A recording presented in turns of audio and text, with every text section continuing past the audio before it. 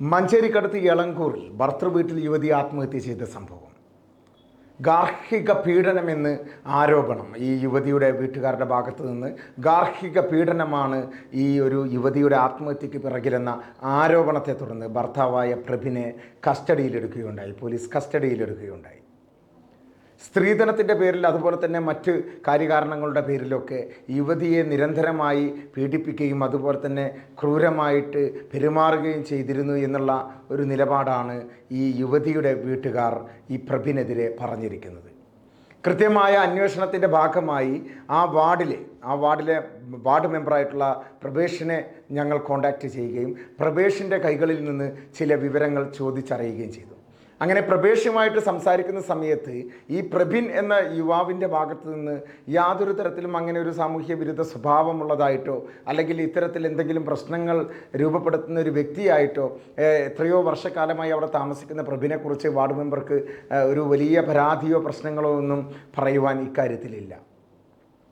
ഇത്തരത്തിൽ ഒരു പ്രശ്നങ്ങൾ നമ്മുടെ സമൂഹത്തിൽ നടക്കുന്ന സമയത്ത് അല്ലെങ്കിൽ ഇത്തരത്തിൽ ഈ വിവാഹത്തെ തുടർന്നുണ്ടാകുന്ന സ്ത്രീധനത്തിൻ്റെ പേരിൽ എന്തെങ്കിലും പ്രശ്നങ്ങളൊക്കെ നമ്മുടെ സമൂഹത്തിൽ നടക്കുന്ന സമയത്ത് അതിൻ്റെ ഒരു അവസാനമെന്നോണം ഒരു മരണത്തിൽ കലാശിക്കുന്നത് വരെ കണ്ണടച്ചിരിക്കുകയും അതിനുശേഷം പിന്നീട് കേസും കൂട്ടവും പ്രശ്നങ്ങളുമായിട്ട് നടക്കുന്ന രീതിയിലേക്ക് തിരിയുന്നതിന് മുമ്പ് നമ്മൾ അതിൽ ഇടപെടേണ്ട ഒരു രീതിയുണ്ട്. നമുക്ക് നാട്ടുകാരുമായിട്ട് ബന്ധപ്പെടാം. അതുപോലെ തന്നെ മറ്റ് നിയമപരമായ കാര്യങ്ങൾ നമുക്ക് തീരുമാനിക്കാനുള്ള അവസരങ്ങളൊക്കെ ഉണ്ടായിരുന്നു. എന്നാൽ 1.5 വർഷക്കാലമായി ഈ യുവതി ഈ പ്രഭിൻ്റെ വീട്ടിൽ തന്നെ താമസിക്കുകയും അവിടെ താമസിച്ച് വരുന്ന സാഹചര്യത്തിൽ ഇത്തരത്തിൽ ഒരു തരത്തിലൊരു കുടുംബ പ്രശ്നങ്ങളോ പുറമേക്ക് കേട്ടതോ കണ്ടതോ ആയിട്ട് ആ നാട്ടുകാരും തന്നെ പ്രത്യേകിച്ച് വാർഡ് മെമ്പർ അടക്കമുള്ള ആളുകൾ പറയുന്നതായിട്ട് നമ്മൾ കേട്ടിട്ടില്ല. അപ്പോൾ ഈ ഒരു മരണത്തിൻ്റെ പിറകിലുള്ള അവസ്ഥ എന്താണ്? കുട്ടി പഠിച്ചുകൊണ്ടിരിക്കുകയായിരുന്നു. ഈ വിഷ്ണുഷാ എന്ന് പറഞ്ഞ കുട്ടി പഠിച്ചുകൊണ്ടിരിക്കുകയായിരുന്നു. അക്കൗണ്ടിങ് കോഴ്സുമായിട്ട് ബന്ധപ്പെട്ട എന്തോ കോഴ്സ് പഠിച്ചുകൊണ്ടിരിക്കുകയായിരുന്നു എന്നും അതിനെ തുടർന്ന് കുട്ടി ആ പഠനവുമായി ഈ മാസം 15-ാം തീയതി പരീക്ഷ വരാനിരിക്കുന്ന സമയത്തൊക്കെയാണ് ഈ ഒരു ആത്മഹത്യ നടന്നിട്ടുള്ളത്. അപ്പോൾ ആയതുകൊണ്ട് 1.5 വർഷക്കാലം ഇത്തരത്തിലൊരു ക്രൂര ഗാർഹിക പീഡനം അനുഭവിക്കുന്ന ഒരു കുട്ടി ആ വീട്ടിൽ തന്നെ താമസിച്ചു എന്ന് പറയുന്നതിൽ എന്തെങ്കിലും ഒരു അസ്വാഭാവികതയുണ്ടോ എന്ന് അന്വേഷിക്കാൻ വേണ്ടിയിട്ടാണ് ഞങ്ങൾ വാർഡ് മെമ്പറുമായിട്ട് കൃത്യമായിട്ടുള്ള ഒരു ചർച്ച നടത്തിയത്. അപ്പോൾ ആ ചർച്ചയിൽ വാർഡ് മെമ്പർ അദ്ദേഹത്തിന് പറയാനുള്ള കാര്യങ്ങൾ വളരെ വ്യക്തമാക്കി പറയുകയുണ്ടായി. എന്നാൽ നാട്ടുകാരായിട്ടുള്ള പലരുമായിട്ട് ചോദിക്കുമ്പോഴും പ്രഭിൻ കൃത്യമായിട്ടൊരു ജോലിക്ക് പോകുന്ന ഒരു വ്യക്തിയാണെന്നും വൈകുന്നേരങ്ങളിൽ എത്തിക്കഴിഞ്ഞാൽ വീടുമായിട്ട് സഹകരിച്ചിരിക്കുന്നതാണെന്നും അതുപോലെ തന്നെ കൂട്ടുകാരും ഒന്നിച്ച് കൂട്ടുകാർക്കിടയിൽ സംസാരിക്കുവാനും അതുപോലെ തന്നെ ഉല്ലസിക്കുവാനും ഒക്കെ നടക്കുന്ന വ്യക്തിയാണെങ്കിൽ കൂടിയും കൂട്ടുകാർക്കിടയിൽ നിന്ന് പോലും ഒരു മോശമോ അല്ലെങ്കിൽ ഒരു പ്രശ്നമോ ഉള്ളതായിട്ട് കേട്ടിട്ടില്ല എന്നുള്ളത് തന്നെയാണ് വാർഡ് മെമ്പർ അടക്കമുള്ള ആളുകൾ പറയുന്നത്. അപ്പോൾ ഈ മരണത്തിന് പിറകിൽ എന്തെങ്കിലും ദുരൂഹതയുണ്ടെങ്കിൽ അല്ലെങ്കിൽ ഈ മരണത്തിന് പിറകിൽ എന്തെങ്കിലും പ്രശ്നങ്ങളുണ്ടെങ്കിൽ അത് വരുംകാലത്ത് തെളിയിക്കപ്പെടേണ്ടത് തന്നെയാണ്. എന്നിരുന്നാലും മലപ്പുറം ജില്ലയിൽ കൊണ്ടോട്ടിക്കടുത്ത് ഇത്തരത്തിലൊരു പ്രശ്നം ഇതിനു മുമ്പ് തന്നെ ഉണ്ടായിട്ടുണ്ട്. ഈ ഗാർഹിക പീഡനവുമായി ബന്ധപ്പെട്ട് സ്ത്രീധനത്തിൻ്റെ പേരിലുള്ള പ്രശ്നങ്ങളൊക്കെ കൊണ്ടോട്ടിയിൽ ഒരു പെൺകുട്ടി നേരിടേണ്ടി വന്നിട്ടുണ്ട്. ആ പെൺകുട്ടിയും ആത്മഹത്യയിലേക്ക് കടന്നു ചെല്ലുകയാണ് ചെയ്തത്. അപ്പോൾ ഈ ആത്മഹത്യയിലേക്ക് കടന്നു ചെല്ലുന്ന സാഹചര്യത്തിൽ കൊണ്ടോട്ടിയിൽ ഇത്തരത്തിലൊരു സംഭവം ഉണ്ടായി. വളരെ കുറഞ്ഞ കാലഘട്ടം കൊണ്ട് തന്നെയാണ് എളങ്കൂറിലും ഇതുപോലെ തന്നെയുള്ള ഒരു പ്രശ്നം ഉണ്ടായിട്ടുള്ളത്. അപ്പോൾ എളങ്കൂറിൽ ഇങ്ങനെ ഒരു പ്രശ്നം ഉണ്ടായപ്പോൾ അത് നാട്ടിൽ അന്വേഷിക്കുമ്പോൾ പ്രഭിനെക്കുറിച്ചൊരു മോശമായ അഭിപ്രായം കേൾക്കുന്നില്ല. എന്നാൽ യുവതിയുടെ വീട്ടുകാർ ഈ പ്രഭിനെക്കുറിച്ച് വ്യക്തമായ പരാതിയാണ് നൽകിയിട്ടുള്ളത് എന്നും പറയപ്പെടുന്നു. അപ്പോൾ കൃത്യമായിട്ട് അതിൻ്റെ വിശദ വിവരങ്ങൾ മനസ്സിലാക്കുവാൻ വേണ്ടി നമുക്ക് ഈ പ്രഭിൻ താമസിക്കുന്ന ആ വാർഡ് മെമ്പറോട് നമുക്ക് കൃത്യമായ വിവരങ്ങൾ ചോദിക്കാം. അദ്ദേഹത്തിൻ്റെ നിലപാടുകൾ വ്യക്തമാക്കുന്നു ഈ ഒരു കാര്യത്തിൽ.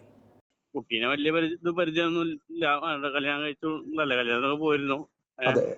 അവനായിട്ടും വലിയ അങ്ങനത്തെ ഒരു പ്രശ്നം ഇദ്ദേഹം ഈ അദ്ദേഹത്തിന്റെ പേര് പ്രഭിൻ എന്നല്ലേ? ആണ്. പ്രഭിൻ ഇദ്ദേഹം ഒരു നാട്ടില് പൊതുവെ ഒരു സമാധാനത്തിൽ നടക്കുന്ന ആളാണോ അതോ എന്തെങ്കിലും സ്വഭാവ ദൂഷ്യങ്ങളോ പ്രശ്നങ്ങളുള്ള ആളുകളായിട്ടൊന്നും പറഞ്ഞ് ഇല്ലല്ല. ഒരു പിന്നെ സ്വഭാവ ദൂഷ്യവും നമ്മളെ ശ്രദ്ധയിൽപ്പെട്ടിട്ടില്ല. നാട്ടുകാരുടെയിലും നമുക്ക് അങ്ങനെ പരിചയത്തിലും വർത്താനത്തിലും തന്നെ ഒന്നും കിട്ടിയിട്ടില്ല. അല്ല, ഇത്തരത്തിലൊരു ആത്മഹത്യ നടന്നതിന്റെ പിന്നിൽ ഇങ്ങനെ ഈ കുടുംബക്കാരുടെ മേലിലേക്ക് വഴി ചാരുന്ന രീതിയിലുള്ള എന്തെങ്കിലും പ്രവർത്തനങ്ങളാണോ പിന്നിൽ നടക്കുന്നതെന്ന് അറിയാൻ വേണ്ടിയിട്ടായിരുന്നു. അങ്ങനെ എന്തെങ്കിലും പറഞ്ഞു കേട്ടിട്ടുണ്ടോ? അതായത് ഇങ്ങനെ ഒരു ആത്മഹത്യ നടന്നത് ഒരു പക്ഷേ മറ്റെന്തെങ്കിലും കാരണത്താൽ അത് ഈ പ്രഭിൻ എന്ന് പറഞ്ഞ ആളുടെ മേലിലേക്ക് അടിച്ചേൽപ്പിക്കുന്ന രീതിയിലേക്കാണോ അല്ലെങ്കിൽ ആ രീതിയിലൊരു ചിത്രീകരണം നടക്കുകയാണോ എന്നുള്ളത് അറിയാൻ വേണ്ടിയിട്ടായിരുന്നു.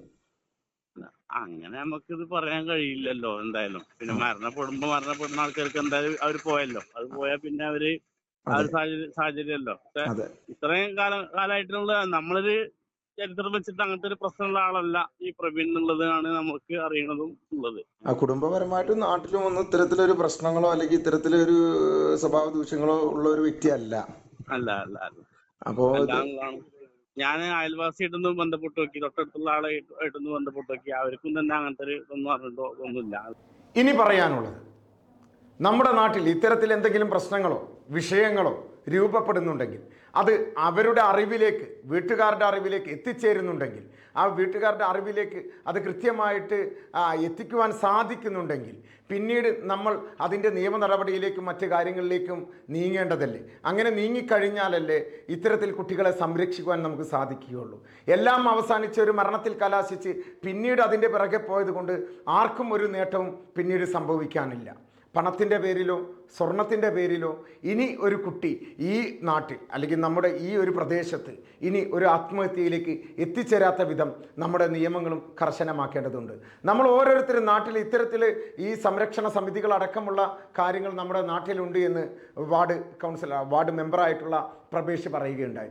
ഈ ഇത്തരത്തിലുള്ള സംരക്ഷണ സമിതികൾ ഉണ്ടായിട്ടും അവരെ അറിയിക്കാതെ, അല്ലെങ്കിൽ മറ്റ് കൗൺസിലേഴ്സിനെ അറിയിക്കാതെ, അല്ലെങ്കിൽ മറ്റു കാര്യങ്ങൾ ചെയ്തു തീർക്കുവാൻ പറ്റുന്ന രീതിയിൽ ഒരുപാട് നിയമ സംവിധാനങ്ങളും അറിയിപ്പുകൾ നൽകുവാനുള്ള വുമൻസ് കെയർ സെൻ്ററുകളും ഒക്കെ ഉണ്ടായിട്ടും നമ്മൾ അതിലൊന്നും ഇടപെടാതെ ഒരു മരണത്തിൽ കലാശിക്കുന്നവരെ കാത്തിരിക്കാതെ നമ്മൾ എന്തെങ്കിലും ഒരു പ്രശ്നമുണ്ടെങ്കിൽ നമ്മൾ നേരിട്ട് ഉടനടി അതിനുള്ള തീരുമാനങ്ങൾ കണ്ടെത്തുവാനുള്ള ഒരു നിർബന്ധ ബുദ്ധി ഓരോരുത്തരുടെയും മനസ്സിലുണ്ടാകേണ്ടതുണ്ട്.